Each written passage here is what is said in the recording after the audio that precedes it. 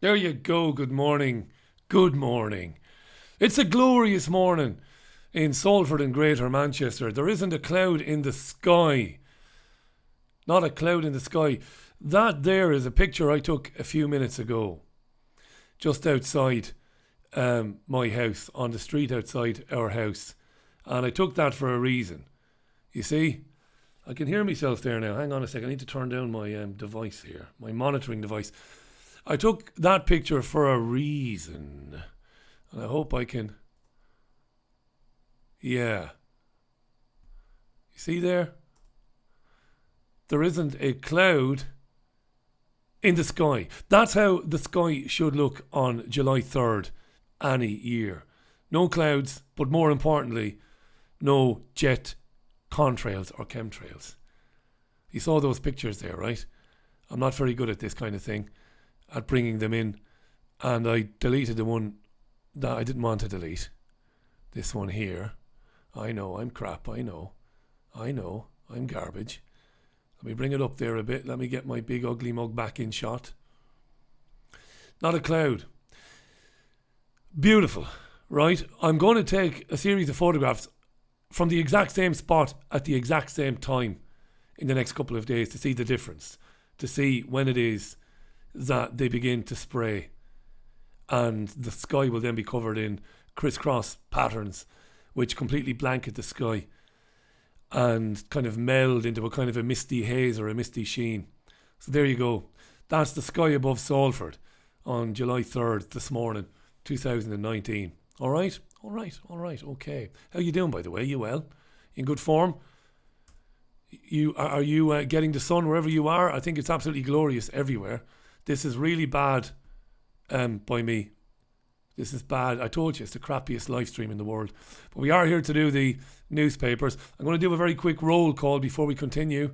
All right. Good morning to the sky at night in Georgia. Georgia, home of the psychotic hillbilly, he says. Number of B-list or B-grade B movies made about people getting lost in the deep south and chased around by psychotic hillbillies. Began with Deliverance, didn't it? Hi to Omega Tree Rat, to Ethic Box, and to Emily Graham. How you doing, Emily? Free Assange, says Emily. It's his birthday today, Julian Assange. And he is 48, I believe. 48, 49, 48, 48, 48. I'd say 48. 49 today. I didn't look it up, honestly. 49. And, of course, he's facing extradition to the United States, which is a travesty, of course. Hi to Liz McFall. Hi to Patricia Actis. How you doing, Patricia? To Jack Woolley in Oz. A mother faces court for smacking her young daughter on the behind with a wooden spoon. True, says Jack Woolley. Any context? Was the child injured? Was the child bruised? Was it a severe caning with a spoon? Or was it just a little quick, sharp whack over the backside just to straighten the child? I have no idea. But yeah, it's worrying. Hi to Alex Dunn. Hi to Joshua Oreo.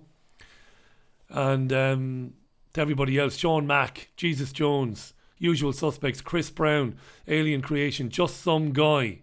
How you doing, Just Some Guy? Hi to William E. Smith in Horsham. To Paulina Tomchak from Toronto. Jamie Williamson in New Zealand. To Flem Wad. Wow. To Joe Public. How you doing, Joe? Robert Muldoon. Gina Mills. Aloha, Gina. How you doing, kid? You well? You all good? To Naroda. To Dark Lantern. Philip Blair. To Ian Robert Horton. How you doing, Ian? We need the death penalty back in force for people that commit cold-blooded murder. Start a petition, Rich. No, I won't. Because the state should never exact retribution on behalf of one of its citizens. Ever, in my opinion, Ian. But I respect yours, mate. Hi to Gaza Jones. It's a cracking day in Ballyahoclea. Good morning, mate. Majin what dit? Hope you're well. Four Jam Lions, Mark Perry. The list goes on. Steve Bennett. How you doing, Steve? Alrighty. Yeah, the newspaper review then. The Lionesses gave it all they had last night against the United States of America in the World Cup semi-final, but came up a little bit short. Brilliant game of football if you watched it. It had everything. Drama, disallowed goals, the VAR, missed penalty by England, which would have maybe brought the game to extra time. But A bit disappointed for the Lionesses, but the United States of America are the best team in the world, and they had more in the tank, really, I think, when it mattered. So there you go. And good luck to the US of A in the final. Yeah. And most of the papers feature the Lionesses today. There's a picture of Ellie White, I think. Is it Ellie or Ellen? The England striker. She scored a brilliant goal for England to level the game at 1-1. Roar, agony, Lionesses crash out. The Daily Mail goes with BBC's new kick in the teeth for over 75. And this is to do with the salaries of the BBC's biggest and best known presenters. Most well known presenters, earning staggering wages at the Beeb. Alright, you'll know that recently the BBC waived the exemption, the licence fee exemption for over 75. They waived it. They didn't waive it. They took it away, effectively. And they published their annual report yesterday, and it doesn't make pretty reading. Some of the salaries are exorbitant. They are. I mean, Gary Lineker getting £1.75 million to basically introduce live soccer matches. To say, hi, welcome to the programme, whatever it is. We're at the San Siro Stadium in Milan, and then hand over to former players to opine on how the game is going to go, then reintroduce them at half time, and then wrap it up at full time. They paid the man nearly £2 million for that. It is beyond excessive. It's ridiculous. They justify it, the BBC, by saying that those are the salaries they need to pay to keep their marquee talent signed to the organisation. It's crap. You know, are you any less likely to tune into a live free-to-air, well, it's not free-to-air if you pay your licence, but terrestrial television, are you less likely to tune in if Gary Lineker is not presenting? No, you're not. You can drag any Joe Blogs or Josephine Blogs in off the street, get them to read an order queue. It's very easy. I've done it. If I can do it, anyone can do it. To read an order queue. Stare down the camera, read what it says as the script flows on the screen, on the lens of the camera. You just read it, and then hand over to Alan Shearer or Ian Wright or whoever. It is outrageous, these salaries. Vanessa Feltz. I'm not going to get started. That's the Daily Mail today. Alrighty.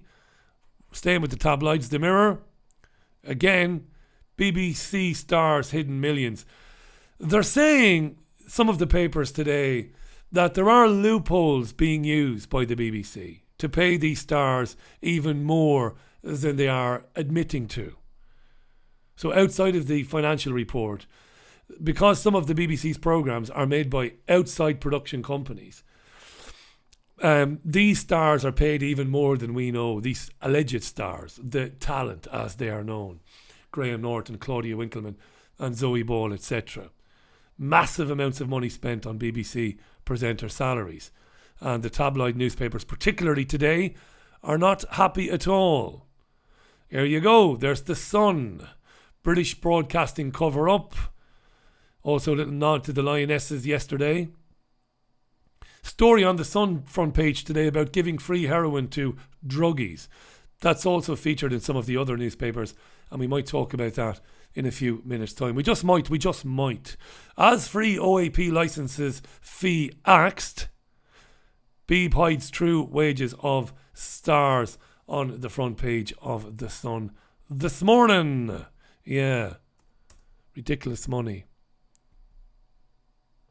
The Telegraph, BBC gives £11 million pay rise as it cuts free TV licences. The tabloids, of course, all of this comes about because the report was published yesterday. It was published too late for yesterday's newspapers. And so the papers are full of it today. They're full of it every day, but they're full of it today. Okay? And another picture of striker White. Is it Ellie or Ellen White? Despairing there as England crashed out of the World Cup at the semi-final stage. Yeah, disappointed for the Lionesses. Bojo, I'll curb the sin taxes. Johnson yesterday pledged, that's Boris Johnson, that the nanny state taxation applied to fizzy drinks, and to junk food, that he'll stop taxing those things. Talk about that, I think, in a few minutes' time, briefly. That's in the Metro today. That's the Metro, the free paper.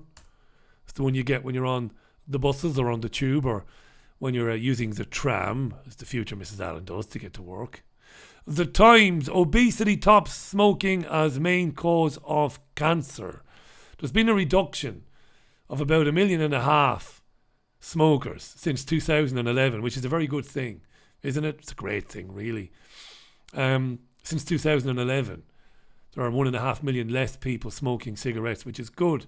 But what damage is being done by vaping? Maybe a lot. I don't know. It's been in the news recently. TV license sales down for first time in a decade on the Times as well. People are using streaming services like Netflix and not buying or obtaining a BBC TV license. There shouldn't be such a thing. The BBC should be forced to compete with the rest of them. No man or woman should be compelled to buy a licence to watch the output of the British bullshit corporation. No man or woman should have to do that. You can go to prison for watching BBC television and for not having a licence to do so.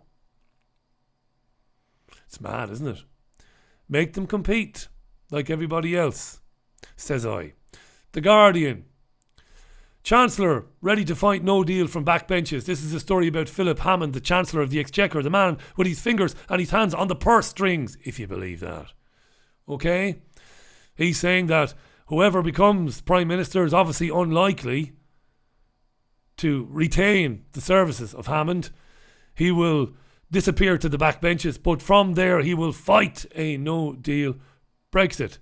And again, The Guardian, like many newspapers today, covering the semi-final of the World Cup last night. Number of stories today in the press about Scottish people and Irish people rejoicing at England's defeat last night. That's just garbage, that. It might be true of men's international football, but I don't see it being the case for the game last night. I really don't. I think most people wanted to see the England women doing well. Did I do the eye paper? Climate change raising risk of European heat waves. Covered this on the radio show last night. If you missed last night's show, check out the monologue. I covered this. What are they called again? Put on the old bins. A bunch of climate scientists, allegedly, who work for an organisation that actually attributes weather phenomena to a cause. I'm not making this up. Can't remember their names. I don't have the bullet points from yesterday's monologue to hand. But a bunch of climate scientists who work at attributing certain weather phenomena, they attribute it to a cause. And the cause is always climate change. They've been saying that the recent heat wave in France is just absolutely out of this world. No, it isn't. They get heat waves in France all the time, and all the time in June over the years. Does anybody remember 1976? Does anybody remember 1776, 1426, 1225, 962 AD? We've been having phenomenally warm periods in Europe going back hundreds and hundreds of years, predating the Industrial Revolution. We used to grow grapes in Yorkshire. By gum. Yes, we did. We grew grapes in Yorkshire. Honest to be Jesus-like. Wine. On the vine. Grapes. Yorkshire. And what was really interesting yesterday was this report basically said, when we get sudden rainfall, it's climate change as well, sudden rainfall. Everything from here on in will be attributed to climate change. Whatever you see when you look out your window, climate change, no matter what it is, right? I've been covering it extensively. Keep rude and carry on. Sod snowflake, says the Daily Star. Movie remake to be as saucy as ever. This is news that there are going to be a couple of new Carry On films.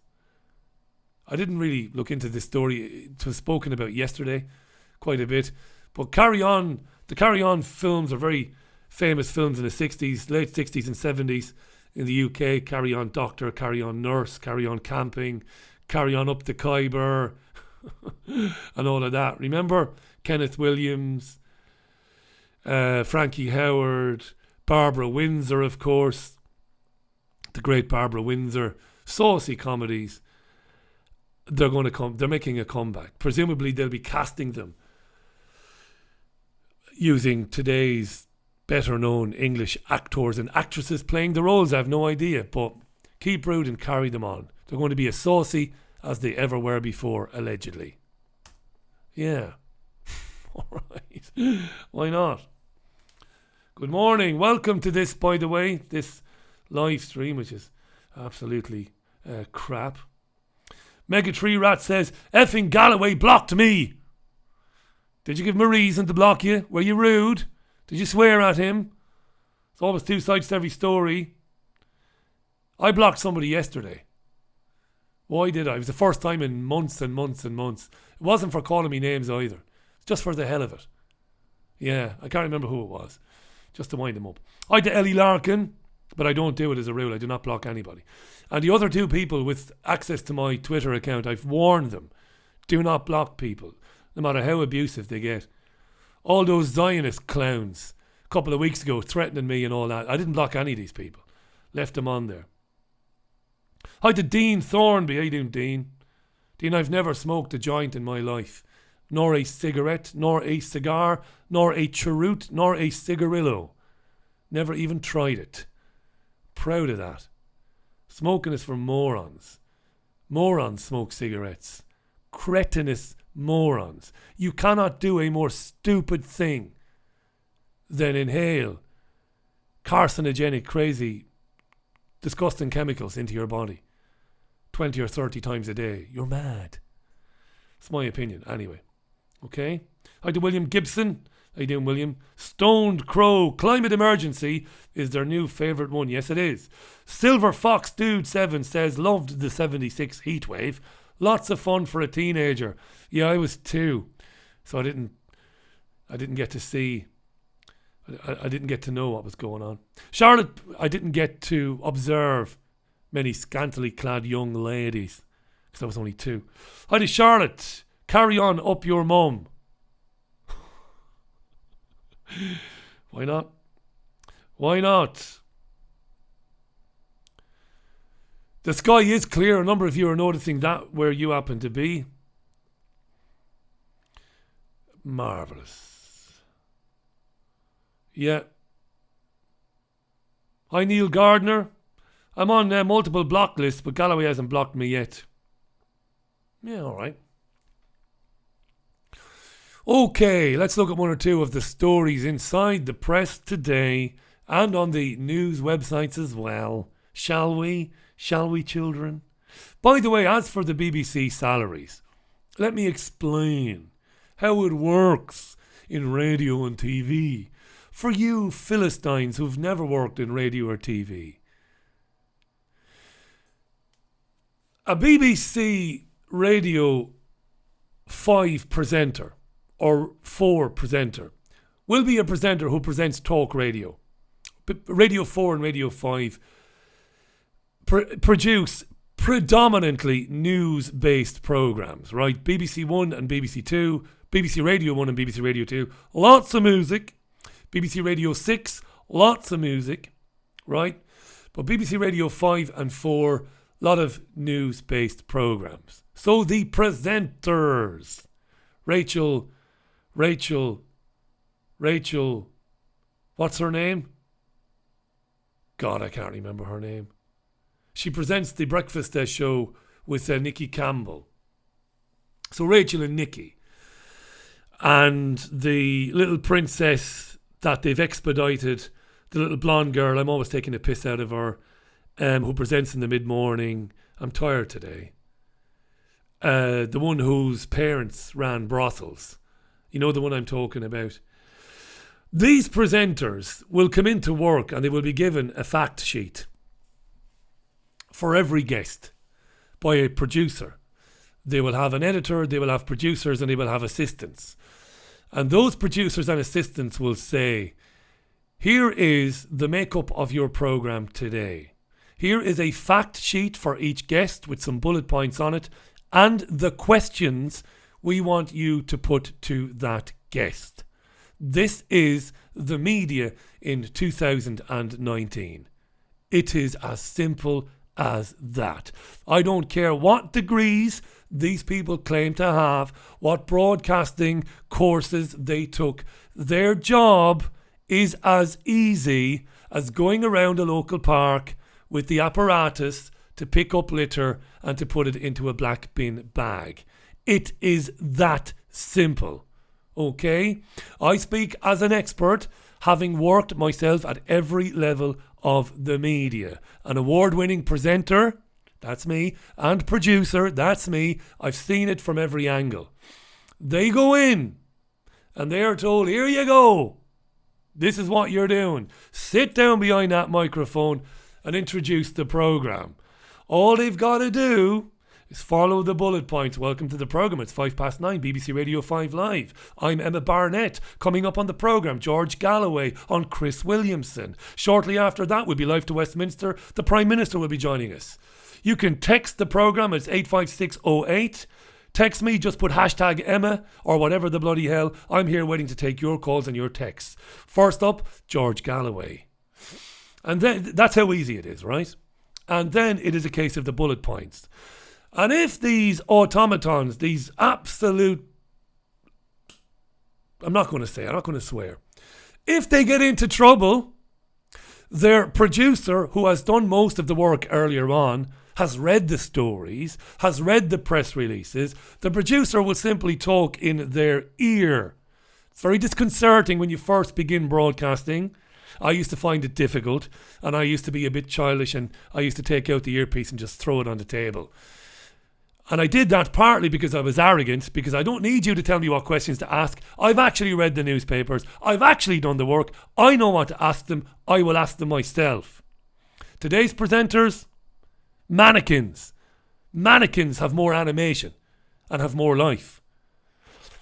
They can't operate, they can't function, they can't work without the bullet points, without the briefing, fact sheet on each item. They cannot function without the producer saying, you've got to say this, you've got to ask this, you've got to ask that. Now you've only got to listen to Nikki and Rachel and Emma Barnett and John Humphrey to know this is true. They are not very good, these people. They are not exceptional. That's how bad it's become. They don't do anything. And they get paid 6-figure salaries for that. You could do it, honestly. I could train you in a couple of days how to be calm and relax and how to just introduce that program. Because for the modern day news show presenter, introducing the program is like the starting grid in Formula 1. That's the only part of the whole program, the whole race, as it were, that you've got to be on your game at the start. Good morning, welcome to the programme. 3 minutes past the hour, 3 minutes past 9. I'm Nicky Campbell. This is BBC Radio 5 Live Breakfast. Coming up on the programme, little bit of banter with your co-presenter, then introduce your first guest, then you're in. And you've done nothing, you've done no research, you've read nothing. You don't know anything. You don't need to know anything. You're on a need-to-know basis. The less you know, the better. Here it is, read it. Read what you're told to read. Ask what you're told to ask. That's how it works. Okay? Now, when I was producing one of the best radio presenters in the history of Ireland, he knew shit because he was brilliant. He wasn't lazy. He was a real journalist. And when I would say to him at 6 o'clock in the morning, Billy, this is what we're doing today. This is what you need to know. Yeah, I was up early, Richie. I was reading the papers. I've read that. I've got this. I've got that. I've got that. There weren't too many occasions when I needed to speak into his earpiece and say, Billy, what the fuck? Ask this or ask that. This is how pathetic it has become. And they are paying them 6-figure salaries to do what I've just described. Right. Now, dear children, the Richie Allen radio show is broadcast live 5 days a week. You hear my 25-minute, 30-minute monologue. I produce that, edit that, create it by myself. Takes me hours to do it. Ordinarily, within the BBC or any other commercial, the BBC isn't commercial, but if you take another commercial radio station in the country, there would be two or three people on that. It's me, right, every day. So I know what's going on with these people and their salaries, and it's an absolute outrage to pay them £300,000-500,000 a year for nothing, to label them as the talent when there is more talent in creatures lying on their backs at the bottom of ponds in this country. There isn't any talent. Famously demonstrated by Emma Barnett's inability to understand what David Davis was telling her about the civil service in this country and how the civil service is working against Brexit. These people are rubbish, and they are rolling off production assemblies in universities all over the country. Salford University, that's where they come from. No brains, no real intellect, no real understanding of the medium. Just, here's your fact sheet, here's the guest, this is what you're going to talk about, and if you get into trouble, I'll be there for you. I'll be there for you. I know that most of you don't know that, but that's how it works. It's the same with The One Show. Alex Jones and Matt Allwright. Millions of pounds they pay these people a year, collectively, to sit there and go, welcome to The One Show. Today we've got on the sofa, as you can see, keep that big smile on your face, smile your way through the half an hour programme. Amazing talent. No! God, no! My friend Jean-Anne Crowley, written for The Guardian, written for The Times, worked for RTE, the Irish National Broadcaster. I'm going to say it, it's going to sound very arrogant. No, what you do, she says, Richie, on a daily basis, I cannot get my head round. To produce that, to that standard, every day, that information by yourself, and to think, she says, of what they're paying radio presenters on national radio in Ireland and in the UK. Exactly. But look, I had that life and chose to walk away from it for the reasons I've just outlined. That's how bad it is. It's incredible.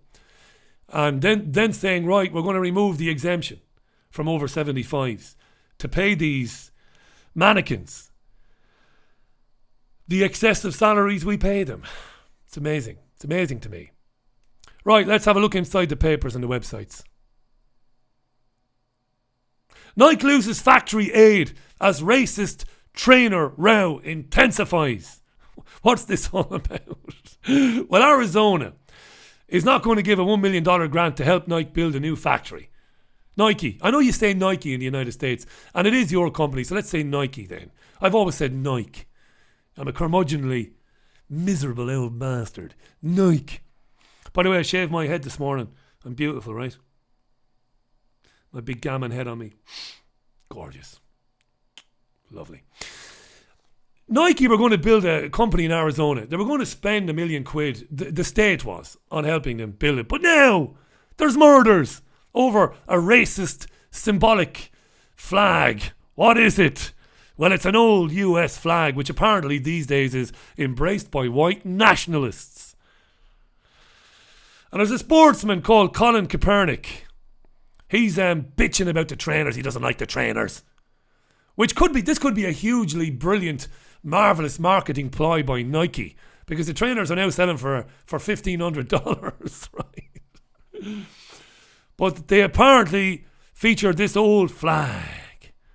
The old flag. These are the special edition Air Max 1 Quick Strike 4th of July trainers, featuring the Betsy Ross flag. Betsy Ross, with a circle of 13 stars representing the first US colonies. The flag was created during the American Revolution. And opinion is divided over the origin of the flag. But there's murders! There's Colin Kaepernick. Nike bowed down to the snowflakes and took the trainers off sale, saying that they could unintentionally offend and detract from the nation's patriotic holiday.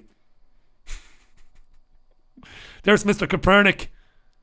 There's Colin Kaepernick. Go on, Colin, you go, boy. Former NFL star reportedly said to Nike he found the flag offensive because of its connection to the era of slavery. Wow. He became the face of Nike last year. This guy. And he's one of those who took a knee during the American national anthem to protest against police violence. Snowflakery. Lovely. It is a sport. It is going to become an international pastime now, dear children. We're going to be spending most of our days sitting around looking for things that we can find offensive and that we can initiate a pile-on. We get a pile-on going. Not a pile-on like a big electricity. A pile-on. It's a wonderful thing. It's a sport now. We've got to find something.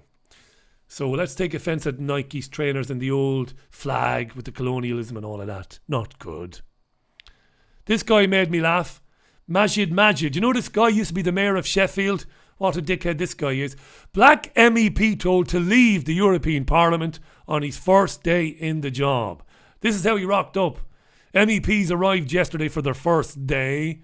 You'll have seen on the news the Brexit Party turned their back on the European anthem, Ode to Joy. La la la la la la la la la la la la la. So they turned around and said, we're not acknowledging that. He's a Green Party MEP, Majid, and he rocked up to the job yesterday, well, looking like a homeboy. And somebody said, where the fuck do you think you're going? So there you go. He represents Yorkshire and the Humber, and said, I'm visibly different, but I won't try to fit in. Yeah. Majid. Lovely. Doesn't get any more embarrassing than what I just tried to do there. I was even going to start beatboxing, and I just thought, don't do it, Richie. You'll never recover from it. Can you beatbox? No, I'm not going to do it, no. There he is. He was in the European Parliament building. Someone said, are you lost? But why wouldn't they? Look at the state of him. I don't have the privilege to hide my identity. I'm black, and my name is Majid.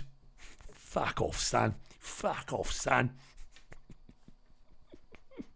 Marvellous.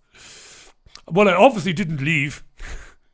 I want to reveal what people think the stereotypical politician is meant to look like. Yeah, jog on, snowflake.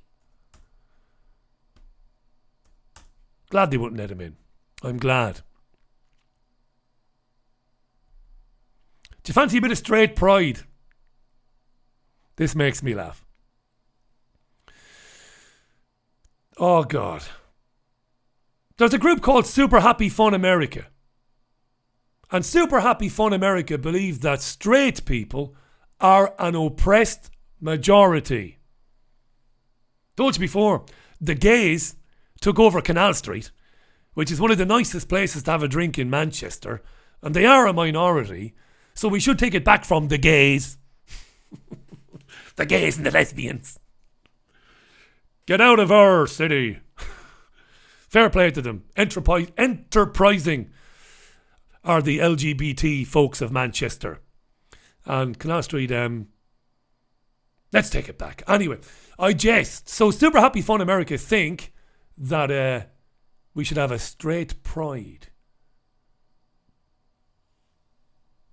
parade, organisation, whatever.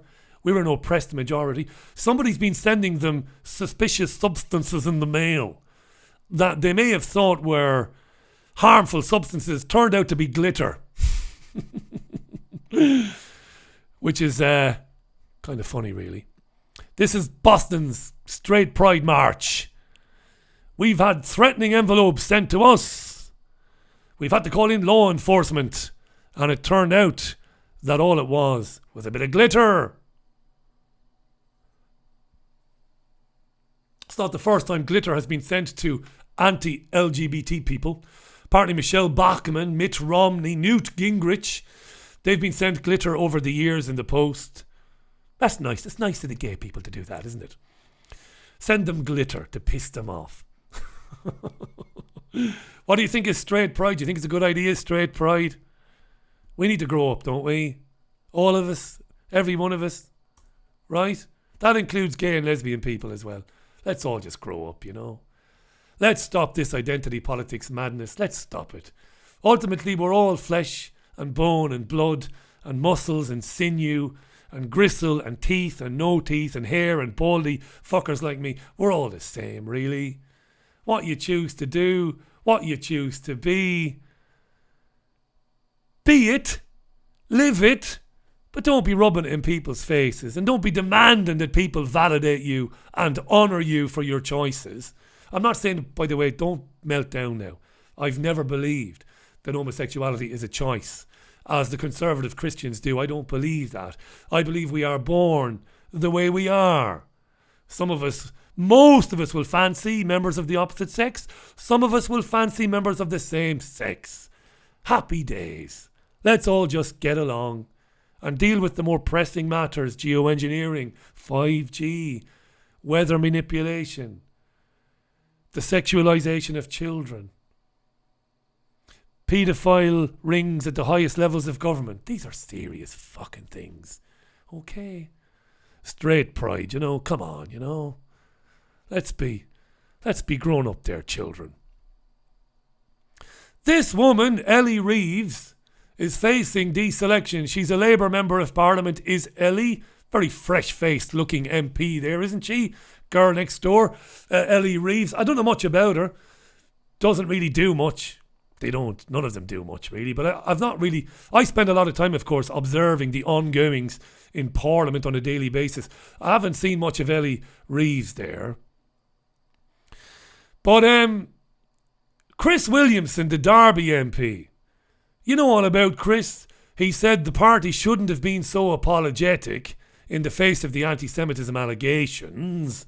Because of that, he was called anti-Semitic. And then he had the temerity to like a Twitter post by the great Gilad Atzmon. Well, he must be an anti-Semite then. And Williamson has had the whip removed twice. She wants him to lose it permanently. And now some of her constituents, well, they want her deselected. Well, tough shit, love. The party members locally, they get to choose who stands when the election comes around. So when the election comes around, they get to decide who they put up. They don't like you. They think you're undermining Corbyn and they think you're undermining your own MPs. So they're coming after you. Suck it up, Buttercup. That's the way it goes. I don't know anything about Chris Williamson. He wouldn't respond to my repeated requests to come on my programme, lest he be accused of anti-Semitism, I suppose, again. They're all snowflakes. All of them. Ellie Reeves might lose her seat and might lose the nomination locally as Labour MP. Tough titties, I would have said. Shall I go back to the messages, shall I? Your description, somebody's just said that my explanation or my little mini lecture on how the media works was as boring as arseholes. Was it? Fair enough. All right. I'll make sure and do it again very soon. It's informative is what it is. Most people have no idea how people get to be on the radio at the BBC, where they come from. And most people don't understand what the job description actually entails. I've laid it out for you. It really is that simple. They would have you believe that it's a very difficult job. It used to be. It used to be difficult. There was a time when you did have to be. When you did have to have talent for it, to hold a programme together. When you had to drive a desk by yourself. Fire ad breaks, stings, jingles, sweeps. You had to do all that. The telephones, you had to do it all. You had to do your own research for your guests and make the bullet points for yourself and get the questions ready. You had to do all of that, as I do every day, children. every single day, right? And I'll take the Pepsi challenge, the Richie Allen Show, with any commercial or national talk show in the UK today. I'll take the Pepsi challenge all day long and twice on Sunday. The Richie Allen Show is the best produced, best sounding radio show in the talk genre category in the radio industry in the UK today. The saviour of the independent media. There you go.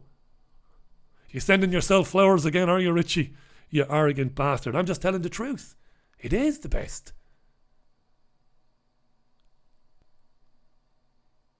I'm triggering people by saying stuff like that. I know I am. Hi to Mercy in Golden Age.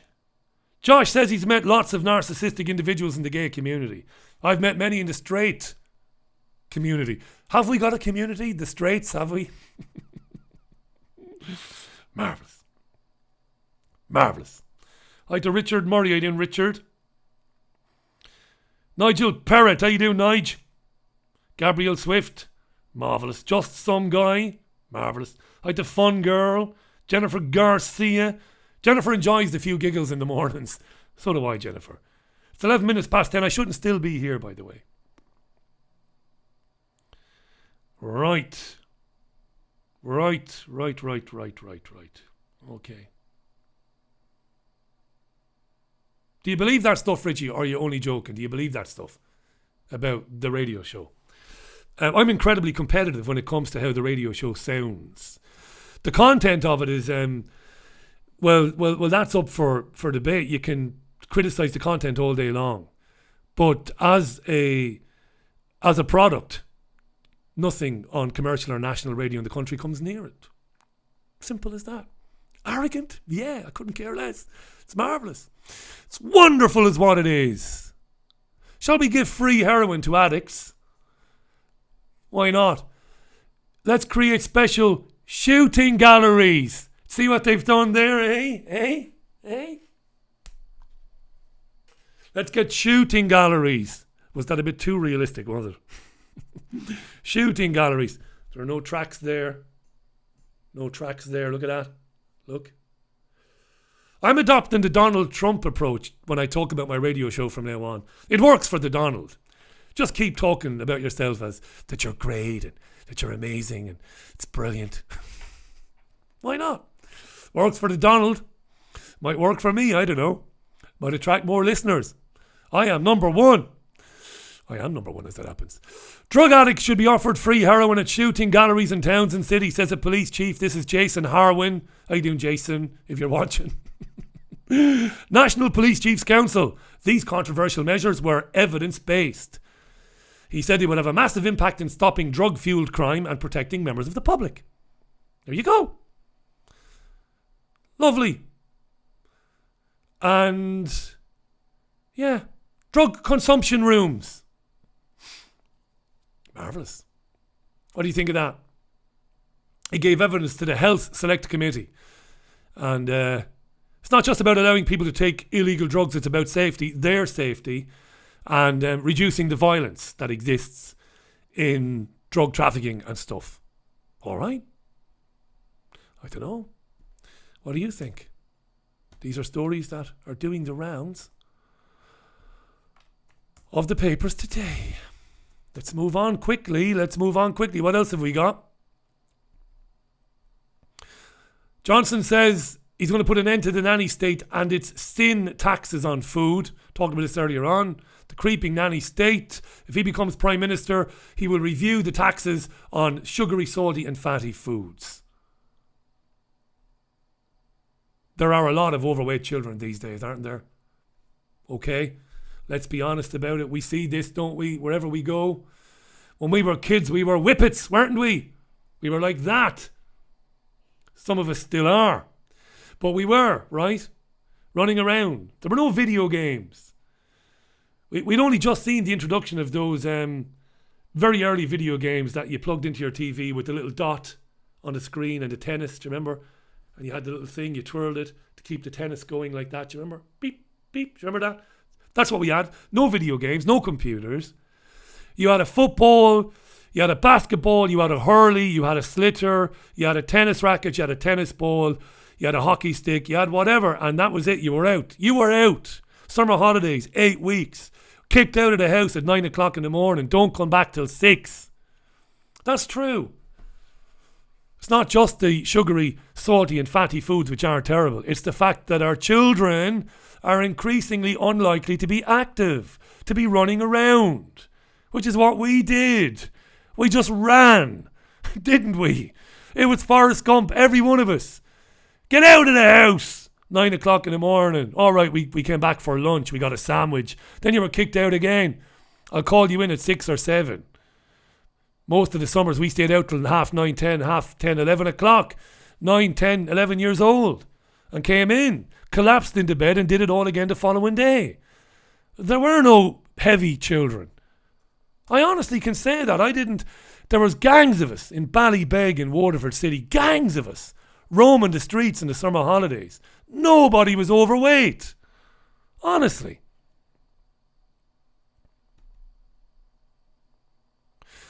Toy Story fans will know that at the end of the films, there's a montage of bloopers, which is funny because it's a cartoon. It's a Pixar thing. So the bloopers are a joke in themselves, right? So they do bloopers.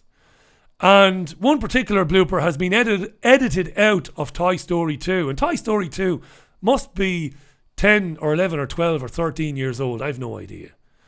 And there was this scene with Stinky Pete propositioning Barbie dolls. Because of all this Me Too stuff now, Snowflakes have deleted that blooper from the home releases of Toy Story 2. This is absolutely ridiculous what's going on. You know, this is an attack on art and artists and comedians and comedians. It's an attack on the integrity of their work. Stinky Pete was 99 according to The Guardian. Stinky Pete was a prospector. Can't sarn it. Dag nabbit. Tarnation. Stinky Pete, right?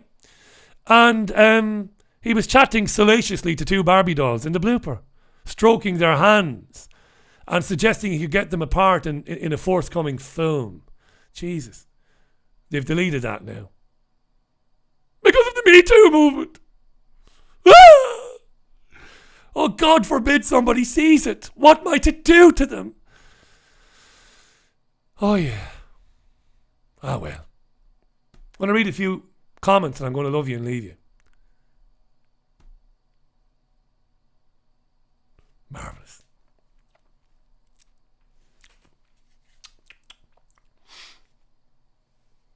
Brilliant. Lovely. Fun Girl says there's no money in health. They want you on prescriptions for life. Indeed. Cocabelle, Kinnell, my pal, says, that's the smell of 3 million Scots burning in the sun. The sweaty socks. Marvellous. Lovely. Steve Bennett says he likes Susanna Reid. So bubbly and so full of candy. Shite. Geraldine says there wouldn't be people shooting up if the CIA would stop guarding the fields in Afghanistan and trafficking them. Very good. Very good. Ice and Coke says Cocabelle. Heaven. Yeah. Full fat Coke is probably healthier for you, or is better for you than the diet stuff with the aspartame. Aspartame. It's not good. Lovely. Bizzer14 Life says Johnson needs to put a tax on hair gel. It wouldn't affect me. Of course not. Hi to Martin Foot, to Hod God. Hod God says we are in a super grand state. Indeed we are. Indeed we are. Give them methadone, or we already give them methadone, says Twisted Hippie. Cocabelle is teasing the male participants in the chat this morning. Off to get naked in the sun, says Cocabelle. Ooh. A granny was given an ASBO for being naked in her own garden recently. Covered it on this free chat, a super chat, whatever the hell this is. This crap thing. Right, so that's it. I'm out of here.